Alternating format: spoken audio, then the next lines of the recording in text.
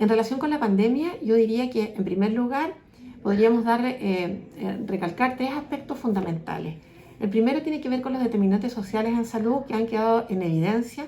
en nuestra sociedad como país, particularmente también en nuestra región, en relación a la mayor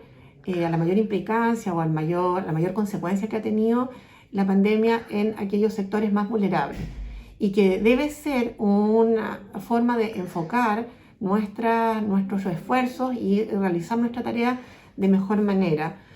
No es lo mismo hacer confinamiento en una vivienda más amplia que en una vivienda pequeña o en un campamento. No es lo mismo, por supuesto,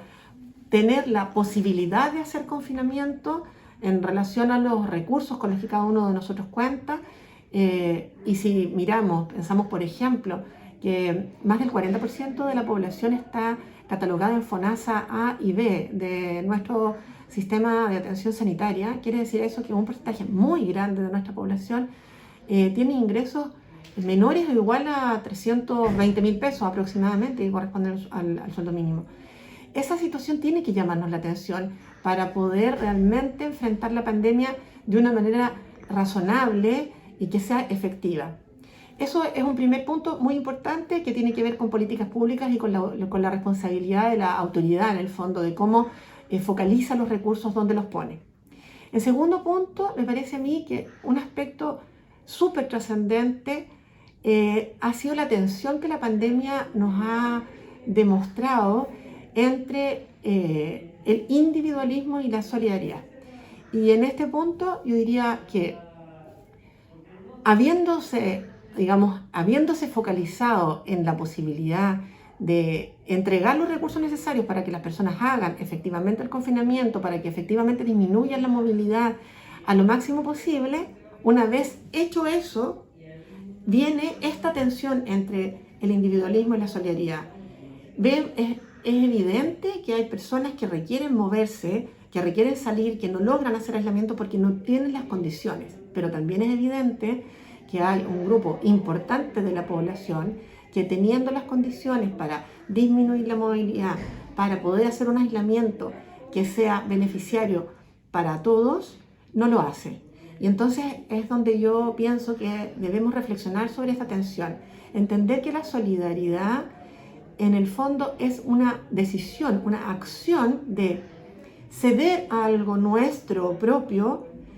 en una proporción distinta entre todos, según lo que cada uno realmente puede hacer o no, para lograr un objetivo común que consideramos valioso y que no podemos conseguir cada uno en forma individual. Eso en la pandemia ha sido muy intenso, pero yo también creo que es un tema que debemos considerar ampliamente en la mirada de nuestro sistema de salud y de la organización de salud que tenemos, sobre todo ahora que estamos acercándonos a iniciar este proceso de nueva constitución. Y el tercer aspecto que me parece muy fundamental tiene que ver con la importancia de la información verídica, completa, y la forma en que la comunicamos. Y en ese sentido yo diría que hay como dos grandes ámbitos. Uno es la comunicación o la forma en que se ha comunicado la información de la pandemia por parte de las autoridades, por un lado, y en segundo lugar, cómo también los medios de comunicación pueden tomar esto como una oportunidad para fortalecerse como medios de comunicación, en realidad que aporten, que incidan en un desarrollo de nuestra sociedad o no. Y en este punto creo que estamos en un medio de comunicación y qué importante es que le demos el tiempo y las posibilidades para que podamos discutir estos temas y otros, por supuesto, de mucha trascendencia, con una altura de miras, teniendo claro que la información tiene que ser una información transparente, completa y de fácil comprensión para las personas que la escuchan. Ahí creo que nuestra autoridad en general, sanitaria, nuestra autoridad, digamos, de política pública, no ha sido tan clara, ha habido discordancia en la información respecto de los datos. En este momento, por ejemplo, es poco comprensible que, teniendo los datos que tenemos en relación este reinicio, ¿no es cierto?, de esta cantidad de casos activos. Teniendo estos datos, simultáneamente estemos dando permiso en las playas para sacarse la mascarilla, si estamos a 2 metros de distancia, o estamos dando permisos para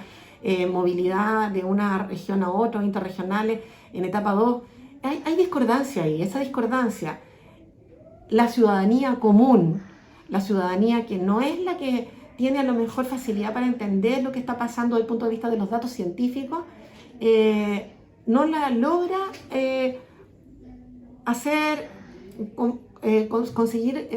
coincidir en relación a lo que él tiene que hacer. No le podemos pedir a las personas que realmente hagan confinamiento, se aíslen, se muevan realmente lo que sea estrictamente necesario, por una parte, y por otra parte, estarle también diciendo que le damos permiso para que se traslade en este periodo de vacaciones. Lamentablemente, todos quisiéramos poder hacerlo, pero tenemos que poder pasar estos próximos 6 meses. Yo diría que ahí también ha habido otro tema en relación con la información y la forma de comunicación que se le ha dado, por ejemplo, en este último mes y medio a la vacuna. La vacuna, todos tenemos que entender que no nos da seguridad para el mes de enero, febrero ni marzo. Muy probablemente recién en el mes de agosto en adelante puede ser que tengamos un nivel de cobertura que nos dé algún grado de seguridad como comunidad, como sociedad, como país. Ahora no, por lo tanto, ojalá las vacunas lleguen, ojalá todos nos podamos vacunar, ojalá podamos avanzar lo más rápido posible, pero todos tenemos que entender que en este momento no es la vacuna el centro. Siguen siendo las medidas de protección personal las importantes para evitar más muertes antes de que lleguemos todos a poder ponernos la vacuna. La pandemia, en mi opinión, también nos ha mostrado 3 grandes aspectos positivos de nuestra organización sanitaria. El primero es que desde marzo hemos estado organizados en una red integrada de atención del sistema privado y público bajo la misma autoridad sanitaria, y eso tiene que hacernos reflexionar de nuevo sobre el sistema de salud que tenemos. Lo más probable es que si no hubiéramos logrado hacer lo que se hizo, no habríamos dado la respuesta que se pudo dar. Y esto tiene implicancias también para toda la atención de salud de nuestro país, y estamos de nuevo en el fondo iniciando este proceso de cambio de constitución que puede permitirnos mirar y darnos cuenta de si en realidad el sistema que tenemos de salud hoy día es el que realmente es más favorable para todos los ciudadanos, considerando la salud, la atención de salud en realidad como un derecho fundamental. Por otra parte, también nos ha permitido, aunque no todavía con el mayor desarrollo, pero nos ha permitido en el fondo una interrelación más cercana entre los distintos niveles de atención.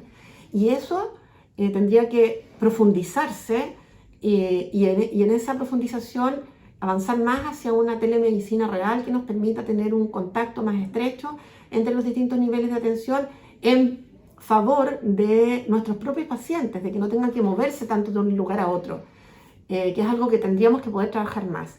Y también otro aspecto importante que la pandemia nos ha mostrado como algo positivo es la capacidad que ha tenido el sistema de salud de integrarse con los traslados aeromedicalizados de las Fuerzas Armadas, poniendo en el fondo una parte que es en el fondo central del país, como las Fuerzas Armadas, al servicio de la comunidad en el aspecto de salud. En nuestro país, un país largo, que desde hace mucho tiempo, varios años, no sé si tanto tiempo, pero varios años, tiene en el fondo necesidad de traslados aeromedicalizados, que son hasta ahora todo privado. Sin embargo, la pandemia nos ha mostrado que se podría organizar un sistema de traslado aeromedicalizado con la FACH, y eso podría tener una gran implicancia también económica para los distintos servicios de salud.